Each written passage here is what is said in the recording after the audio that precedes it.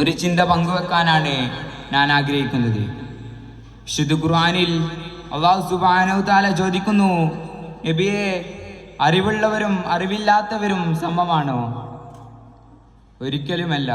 വിജ്ഞാനം നമ്മെ എപ്പോഴും മുന്നോട്ട് നയിക്കുന്നു. ഇന്ന് ലോകം പുതുമയുടെയും അതിവേഗ അറിവിൻ്റെയും നവദിശയിലേക്കാണ് സഞ്ചരിച്ചു കൊണ്ടിരിക്കുന്നത്. പുസ്തകത്താളുകളിൽ മാത്രമല്ല, ഡിജിറ്റൽ സ്ക്രീനുകളിലൂടെയും സാമൂഹിക മാധ്യമങ്ങളിലൂടെയും ലോകമാകെയുള്ള ആശയവിനിമയ ചാനലുകളിലൂടെയും ഇന്ന് അറിവ് ലഭ്യമാണ്. അതായത് അറിവ് എന്നുള്ളത് മുൻകാലത്തേക്കാൾ സമൃദ്ധമാണ്. അറിവ് ഏകപക്ഷീയമാകുമ്പോൾ വിസമൃദ്ധിയിലേക്കും യന്ത്രവൽക്കരണത്തിലേക്കും നയിക്കുന്നു.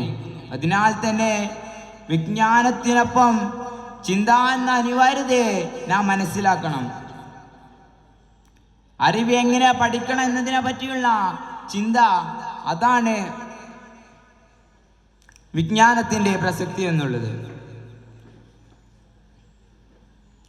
അറിവ് നല്ല രീതിയിൽ പഠിക്കുമ്പോഴാണ് അത് ശാസ്ത്ര തലത്തിലേക്കും മൂല്യമായും ജീവപര്യന്തമായും നമ്മിലേക്ക് അനുഭവപ്പെടുന്നത്. ഇവിടെ പ്രശസ്ത കവയിത്രിയായ സുഗത